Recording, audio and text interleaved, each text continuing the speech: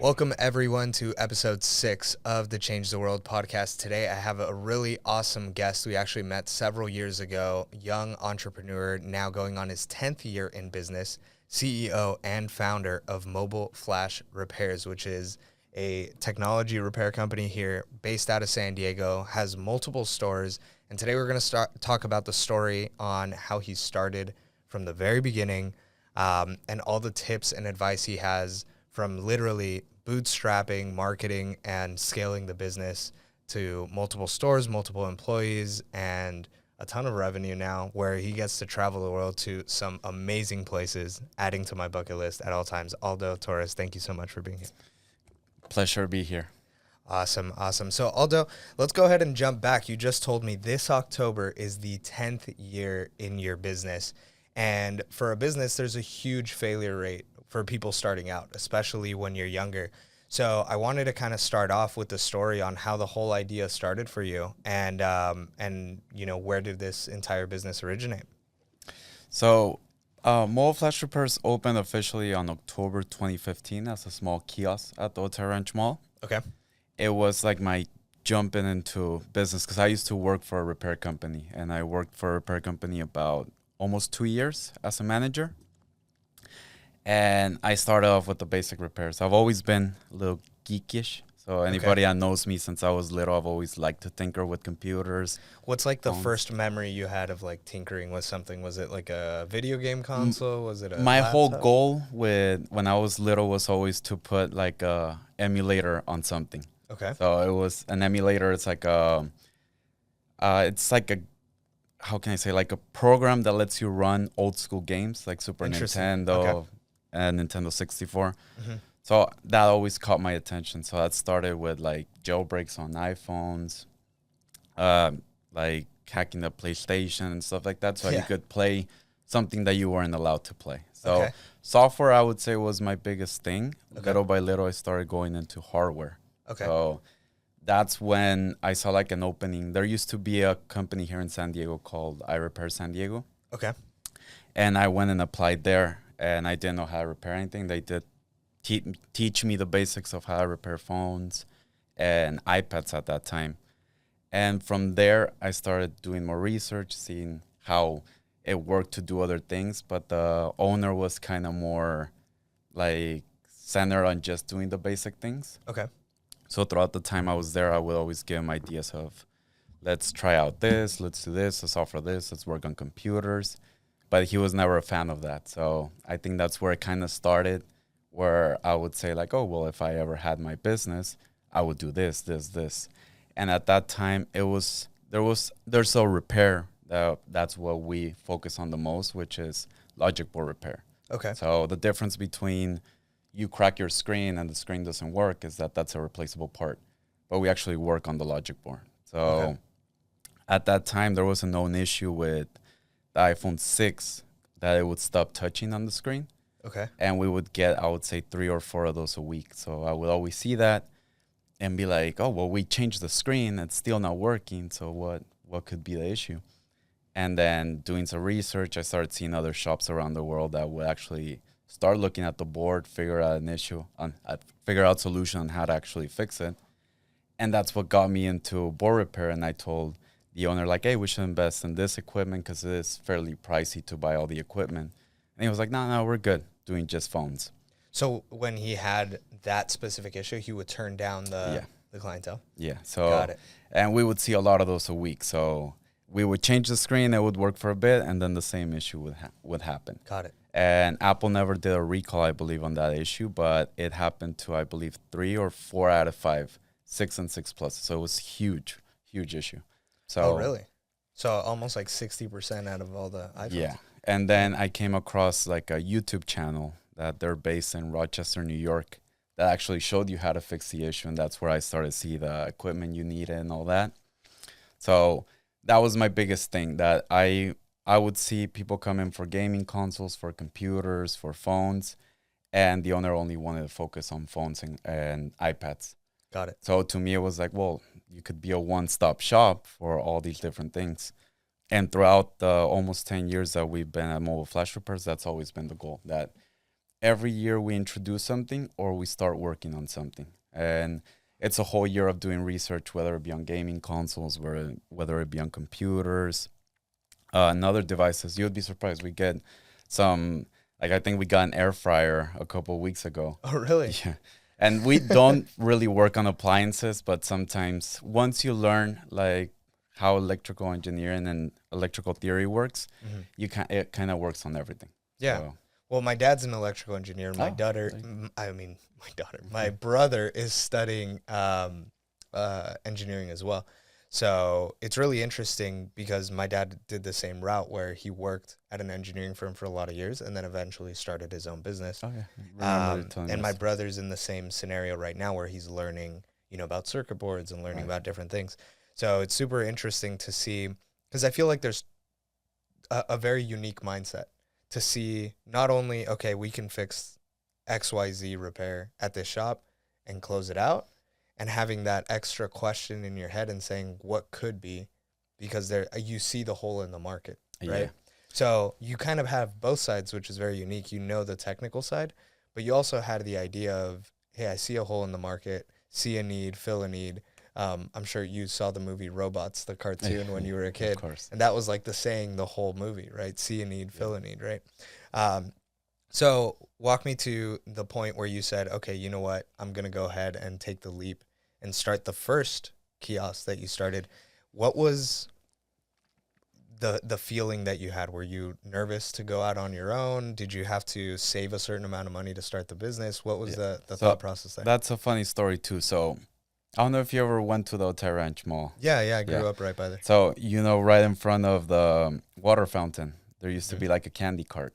Yes. Yeah, Hugo. I don't know if you're a shout out Hugo Camarillo. No. He's actually in real estate as well. Okay. So he was there for like 15, 20 years, something like that. Okay. And he would sell candy. He has his own realty from what I remember, but he would kind of do that on the side. Okay. And like when I was in middle school, you would go to the Hotel Ranch Mall and like hang out with your friends and stuff like that, go to the movies. Yep. And I actually like got along with him. So every time I would go, I would talk, because me and him are from the same small town in Mexico, which is Tecate. Okay. So I would always go chit chat with him a little bit and stuff like that. And we became good friends, I would say, after a while. So every time I would go, I would see him, chit chat with him. A couple years later, like a repair kiosk opened next door, like right next to him. And it was a friend of him. They were really good friends. And I remember I would go buy like chips from him and stuff like that, and I would talk with him. And I remember telling him, like, dude, every time I tell this guy, like the owner of where I worked, like every time I give him ideas, he's like, nah. And he would tell me like, oh, well, you should start your own and stuff like that. And one day I went to Southwestern, I think for like 6 months. And he called me and he was like, hey, dude, are you available? And I was like, oh, well, I'm going to class right now. But he's like, no, come to the mall. I was like, oh, okay. So I went and the guy that was there, he was like, hey, you know what? I'm thinking about selling the kiosk, like pretty much the right to operate there, because you can't really sell the kiosk. You could just sell the right or change the lease. So I told him like, oh, how much were you thinking?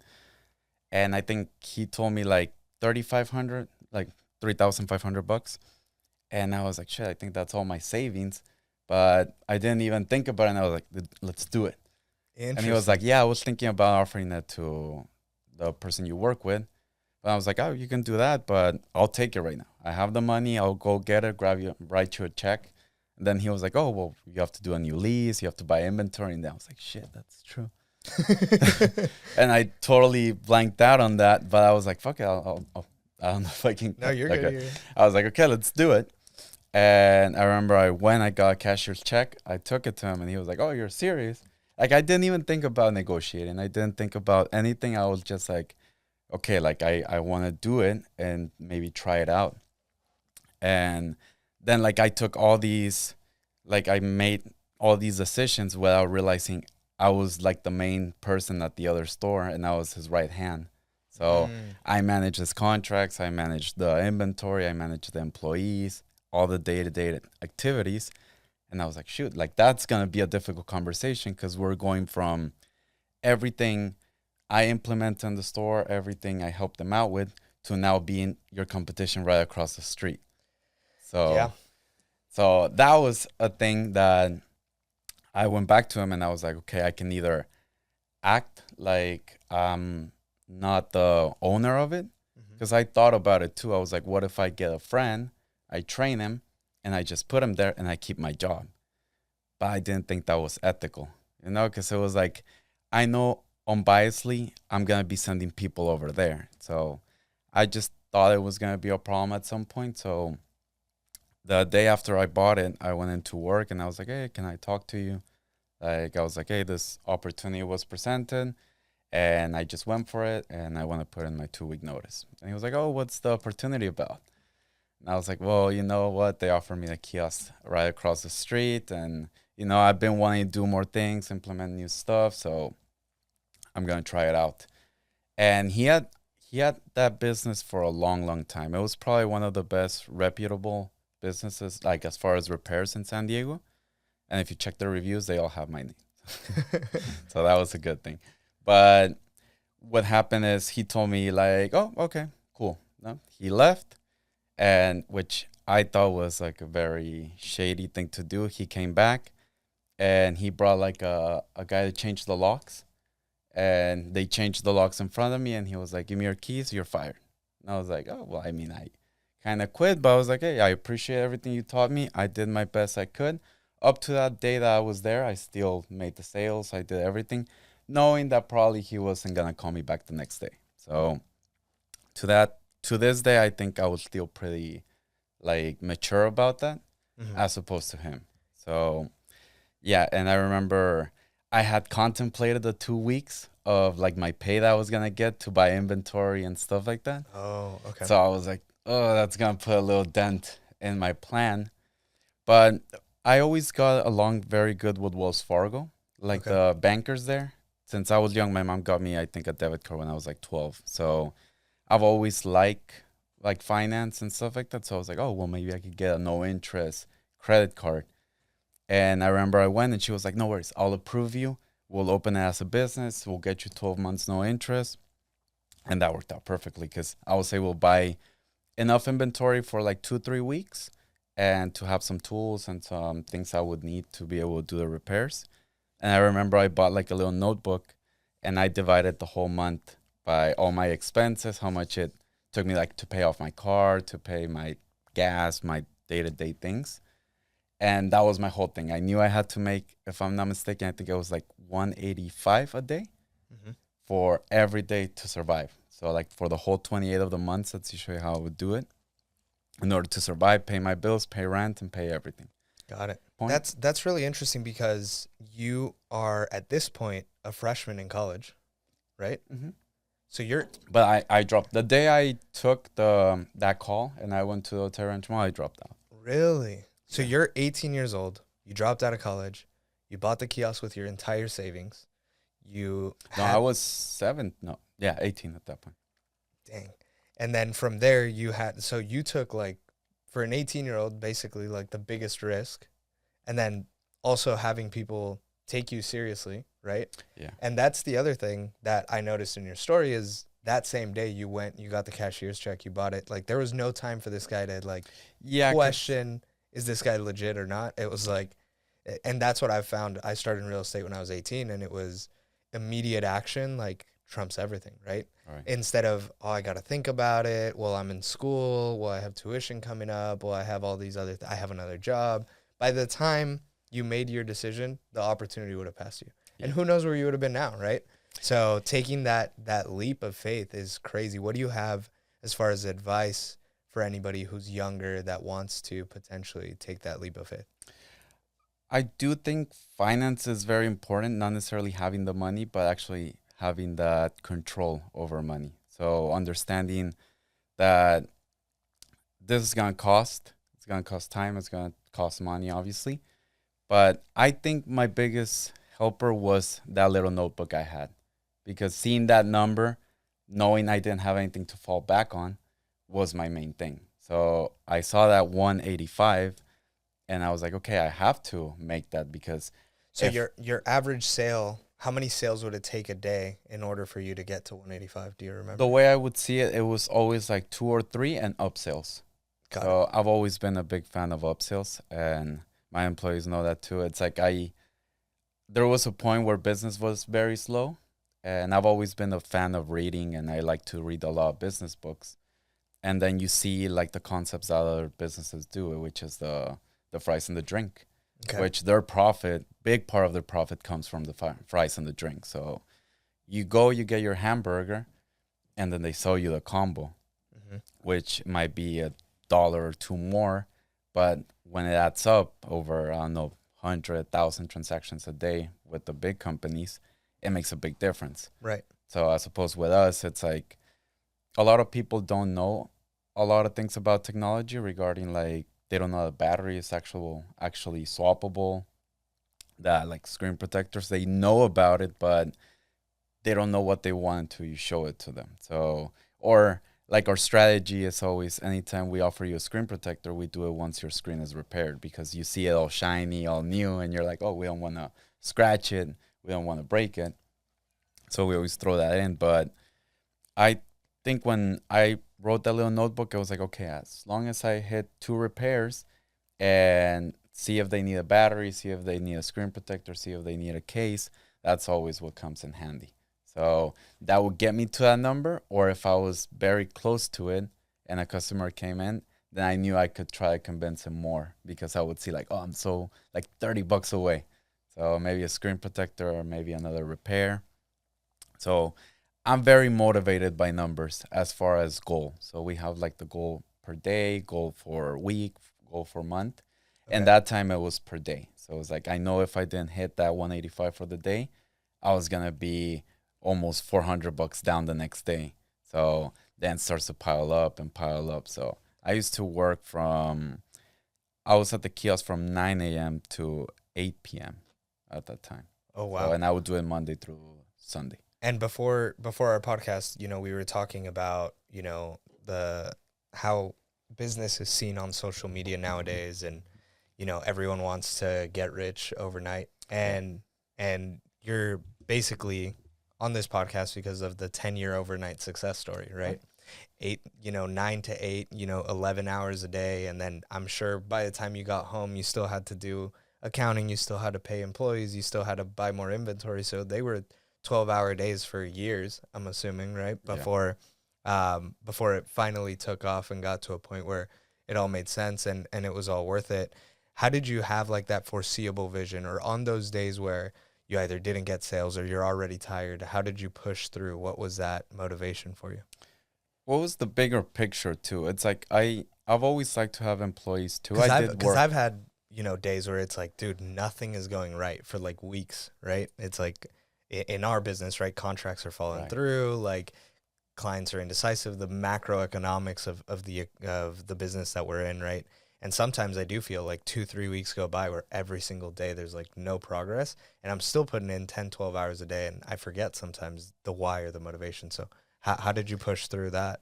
So I'm sure you've read a lot of them too, which is like the self-help books. Yep. I was a big fan. Like when I used to have my job, every time I would get paid, I would go buy a book. So Interesting. that's why I would kind of learn the psychology aspect of it, because things are going to go bad sometimes. And there's no way to get over it. It's just you look at the light at the end of the tunnel. So you have that hope of, one, that you are going to work your ass off for things to get better, because there are going to be times where nothing's going to go good. And I'm sure you, like you say, you've dealt with it.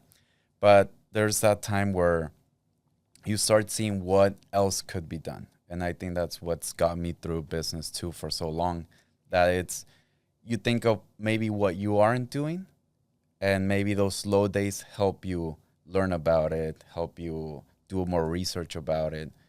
And I would always do that every time someone would come in and they'll be like, oh, how much is a fix on my Xbox? I'm like, oh, well, we don't do gaming consoles. Okay, thank you. Then I'll be like, wait, why don't we do gaming consoles? I mean, they're electronics at the end of the day. They're parts that can be replaced. And then you start doing more research. You find vendors. You find reliable parts. And then you're like, okay, I feel confident that we can do this. So now we can offer it.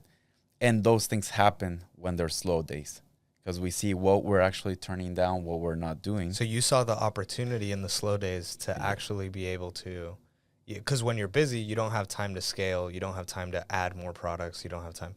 And you saw the opportunity there. That's super interesting. And, so it's when you that get time to learn. Yeah, when you get too caught up on working in the business, you don't work on the business. So I think that's super common for a lot of people, especially when you're a 1-2 man shop or just small business in general. So you just want to focus on making the sales, because at the end of the day, you eat from there. So if you don't make money, you don't eat, and you can't pay your bills, you can't support your family.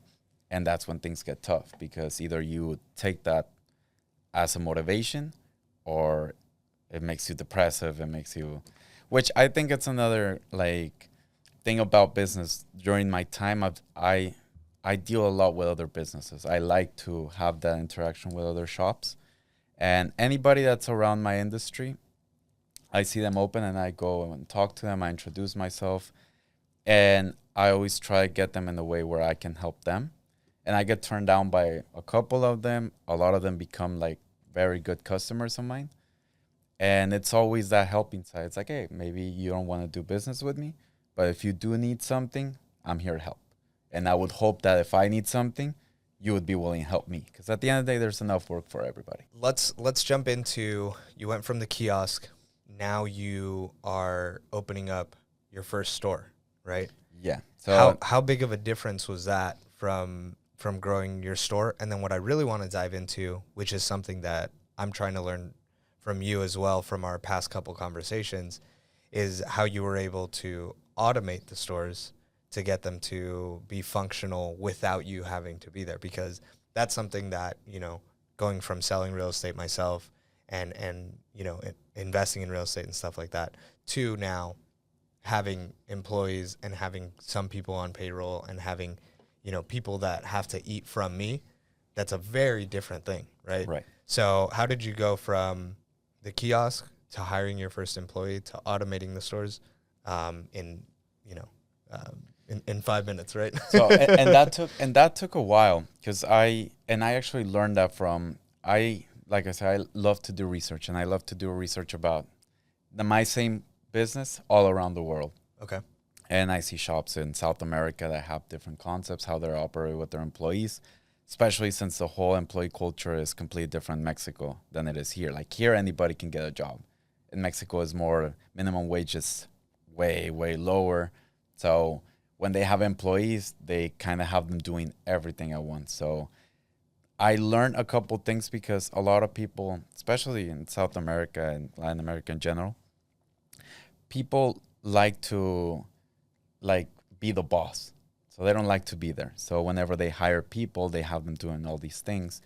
And I don't know if you've ever gone to like a business in Mexico, that they always write down everything. Even like at Oxxos, whatever gets sold, they write it down and stuff like that. Oh, interesting. I haven't noticed. So they keep a very big control of everything. So people are used to doing those sort of things and stuff like that.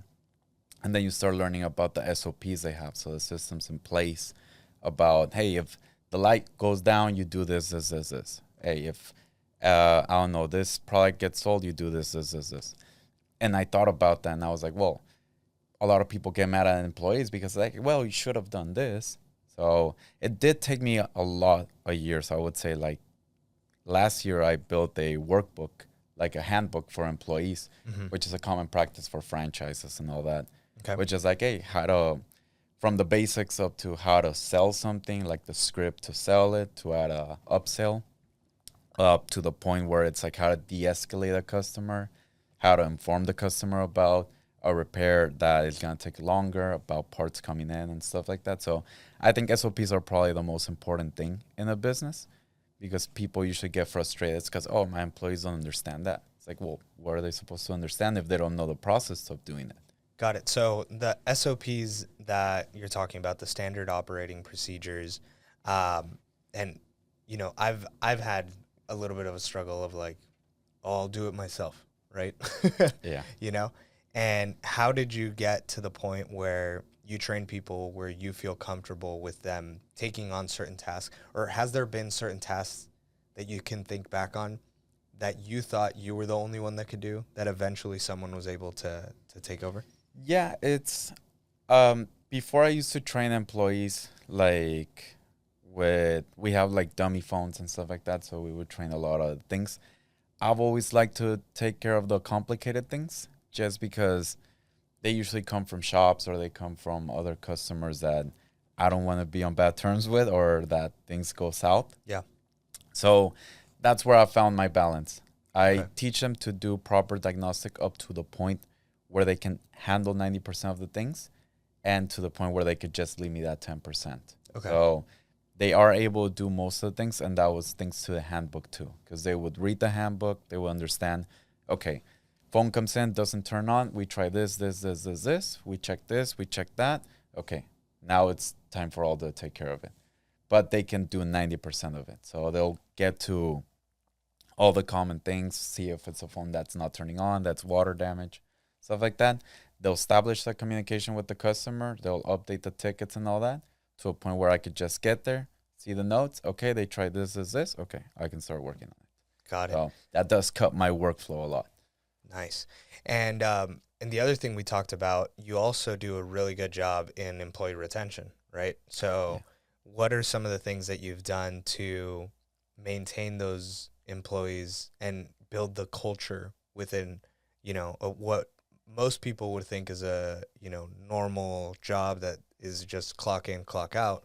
You've been able to build like almost like a family culture within the stores that you have. How do you do that? So which I think is controversial too, to get along with your employees a lot, because at the end of the day, I'm young, they're young, so we have a lot of topics that we talk about. So I've been lucky enough to very couple times run into that where I hire people that are older than me, and then they see like the power problem where it's like, whoa, why is this guy telling me what to do if I'm older than him? So I have had that very couple times. It's mostly like I like to I like to have people at the store that I like more than anything, that I can talk with, that I can have conversations with. And I would say I'm a very good listener. So whenever they tell me something, I try to help them out. And I'm very big on, I don't want to limit you. I don't want to limit your success. So anytime I train employees, I always tell them, like, the biggest thing you can learn is sales, and you'll see it in your industry as well, is if you can sell a screen protector, then you can learn how to sell, I don't know, another accessory. Then maybe you can learn how to sell a car. Then maybe you can learn how to sell a house. Mm-hmm. So you start seeing that value, you learn at a lower scale, and it starts building up. So I always tell them, if you can master sales, you could get a better job. You can do better. You can learn things. Anytime I see something like, I don't know, coding classes and stuff like that, I'll tell them, like, dude, you should take that. Well, maybe it's slow here at the store, or maybe when you have days off. And at some point, I know they're not going to be there forever, so might as well be on good terms, because I'm a very big fan of, maybe I go out and I run into one of my former employees and they go say hi to me. They tell me about their job, or they tell me what they're doing. They could also be a referral source in the future. Exactly, right? Yeah. And it's one of those things, like, I've had a couple employees that after they worked for me, they've gotten jobs at Apple. And what happens is, at Apple, you're not allowed to refer to a repair shop, but they'll be like, hey, I mean, I can't really tell you this, but you can go to this place and they'll take care of you. So I've gotten a lot of referrals through that side. And to me, it's always good, because I see people, it's like you go to a place and there's someone there that doesn't like you, and you feel that, like, I don't really want to be here. As opposed to, I've had employees where I run into them at a bar and they buy me drinks, or they go chit chat with me and stuff like that. Or I've had employees like like if I go to a restaurant, they'll pay my bill, and I'm like, oh, wow. And then they'll tell me, no, your bill is paid. And then they tell me, like, no, they took care of it. I'm like, that to me is amazing, as opposed to having that tension that, you know what, I don't feel comfortable, let's just go. Yeah. So I do know it's not good to be on those terms with your employees, like when you're working with them, but it's worked out for me. Most of them, like I said, every time I see them, it's always good. It's always a good conversation. And when they're in the store, it's the same thing. Good conversation. We talk about different things. We get along very good. And I enjoy that more than being that like, hey, hurry up, hurry up. I establish a system, which are the systems in place, the handbook, and we have a section that's like, when it gets slow, do this, this, this, this, this. Awesome. Awesome. So I love, so far you've talked about your story on how you got started, the scaling side, SOPs, you talked about employee retention, you're now building the stores, and what really you and I clicked on at the very beginning was a common hobby, which is basically traveling the world, right? And you specifically told me the last time we hung out was that because you were able to travel and see the world at such a young age, which most people wait until retirement to do, that is one of the driving reasons why your business has been successful. Yeah. Which is funny because sometimes people correlate, I can't travel because I'm working on my career, and you did it the other way around. I have to travel to make my career successful. So tell me about that mindset and kind of how that's opened your eyes, and maybe one or two places that you'd recommend people go to that maybe they haven't heard of. So to me, it's always been like, I had never traveled outside of like little places like where my family's from, and I don't know, other little places and maybe the US, San Francisco and stuff like that. But my brother had invited me to a Euro trip a year after I opened the business. And I was like, what am I going to go do in Europe and stuff like that? And he convinced me to do it. And I think we left for 2 weeks. But we left for like 3 weeks. Were you a little stressed about leaving the business for 2 weeks? So, but it helped me because I started thinking about, okay, what can I do if something arises? Because, the time difference is 9 hours. It's like by the time I'm going to sleep, I'm waking up, they're closing the store. So there's a very big gap between what happened the past day and what's going to happen tomorrow. I see. So to me, it was actually motivating because I was like, okay, what can I do to make sure if this happens, for it to be taken care of? And that's something you hadn't thought about before? Exactly. That trip? So I did that, and I remember it did actually the store did pretty good while I was gone. But when I was on the trip, it's like you see all these things, especially since I hadn't traveled. You start seeing these things that are very different than what they are back home.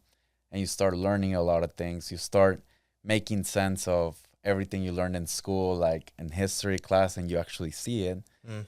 And you come back motivated because you want to replicate it. So I want to travel more. I want to see more things. I want to see. And to me, I like to see what other shops are doing in Europe too. So, or in South America and stuff like that. Because it's not the same culture as it is in the U.S. In the U.S., we have distributors, we have options, we can get parts, we have warranties and all that, as opposed to in other countries, maybe like in South America and Mexico and all these countries that they have to actually figure out because it's either sink or swim. Like I can't get a reliable part, I can't give a reliable warranty, so what's the best I can do to make this work? So I do learn a lot of things. Like I think one of the best technicians in my industry is from Colombia. Okay. And they make things work. Like whether they have the parts or not, they'll find a way to make it work. And I've learned that through traveling. I see how they're able to do it. And when you tell them like, oh, well, I need a part, I could get it next day. And they can't do that. So for them, shipping and all that, it's a problem. It's not reliable. Logistics and all those countries are completely different than what it is here. Here, I can order a part as long as it's by 5 p.m. today. I'll have it tomorrow morning at my store. So we can rely a lot about that. But with traveling, to me, is that like you get to understand, you get motivated to replicate it every time you come back, because you come back and you're thinking about your next trip. And obviously you want to have fun, you want to experience. So you work more and you make that happen. And throughout I would say most of the time I've had the stores, I've dealt with other business owners. And I always see them burned out. I always see them like mad, like grumpy. And they would always tell me like, dude, you always look so fresh. I mean, I look super young, but they always tell me you're super fresh. Like what do you do? I'm like, dude, I travel. It doesn't have to be a big trip. It doesn't have to be an expensive trip. I tell them like here in San Diego, 2 hours away, we have Valle Guadalupe. Completely different vibe than what it is here in San Diego. You can rent a house there, or you can stay for a day, you relax, then you get back to work. So it's little by little you start feeling more relaxed, more motivated, because there is that beauty in seeing things that you want to do again. Or maybe it is taking a little trip, doing a vineyard, like one of those tours, or it could be doing a Euro trip for a month. And those little things, if you can't make your business work without you, it's not really business. You're just a very good paid employee. So I don't think, and my biggest thing too is when you have a business, you have to enjoy it. Because if you see the two sides of the story, let's say somebody has a business, it went bad, they didn't have fun, they didn't enjoy it because they were stressed, they never actually did something because they were always on the business. Would you think they want to open up another business? No, they probably are waiting until the day they retire. Exactly. As opposed to, let's say you have your business, you enjoy it, you work hard on it, you do everything right, and for some reason, from external reasons, your business failed. You're like, well, I had my business, I had fun, I learned things, I enjoyed it. Why wouldn't I want to have another one? And I think that's a lot of people don't see that. I have a lot of friends that are real estate agents and they make very good money. And I tell them, like, dude, I'm going to go to Europe for 2-3 weeks. Come with me. No, it's because I have to work and this and that. And I've had one tell me, like, no, I'm never going to go to Europe until I have $1 million. I'm like, what's the point, dude? Like, if you make that million when you're 35, you lost the whole fun about the Europe experience. You know, it's like, yeah, going in your 20s. Yeah, exactly. You stay in hostels. You maybe got too drunk and you slept on the street. It's part of it. And I'm not saying that's good, but there's stories to tell, you know, Yeah. and those can come in handy when you network with people, because there's always that client that tells you, like, oh, I'm going to go to Europe. Oh, you should do this. You should go here, try that, try this. And that might even make the conversation even better. So before we finish, just two last questions. Number one piece of advice that from what I've learned, you know, you taking the risk, being able to start scaling, you know, your constant curiosity and learning more. But if you were to package it all up for someone who's in their early 20s, maybe working a job, wanting to either take a leap or start a side project or pursue something that an interest or hobby and be able to monetize it, what's one piece of advice you have for them? And then the second question, which the podcast is called Change the World, right? So what's something that you want to leave as a legacy? Like if people were to remember who you are in the future, what is that legacy that you want to leave, or maybe a certain cause or something that you want to help out before, you know, as you're going through the business and leave that mark? So we'll start off with the first one. What's that one piece of advice? That one piece of advice I would say is to work hard. Okay. Luck, I don't think luck is real. I think luck is a byproduct of working hard. So you work hard, you put in the hours, people see that, those opportunities come in. Because I've had a lot of people just be customers when I started the business, from like be customers to mobile flash repairs, because they would see I was always working there. They would see I was there. And a lot of people still ask for me when I'm not at the store, because they remember going the early days and being like, this guy always helped me. This guy would go the extra mile and all that. So I would say working hard, putting the hours. Sometimes you do have to disappear for some time in order to make that foundation. But yeah, I would say working hard would probably be the best. And it sounds very cliche, but you'd be surprised how many people don't have that work ethic. Got it. And then the second question, you know, what's that legacy? What do you want to be remembered for?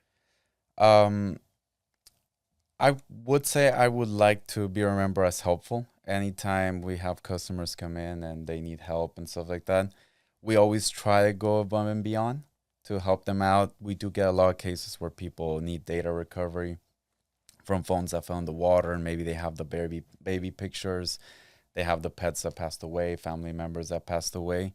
So we do have a lot of stories about that, where it's customers are very grateful that we were able to help them. We do put the time in to make sure they do have those memories back. So whether it be with family, customers, friends, I think I try to be the most helpful I can. So I would say that would be the legacy I would like to leave behind, that they knew that they could always be helped by me, whether it be at the store, whether it be outside, whether it be with friends and family.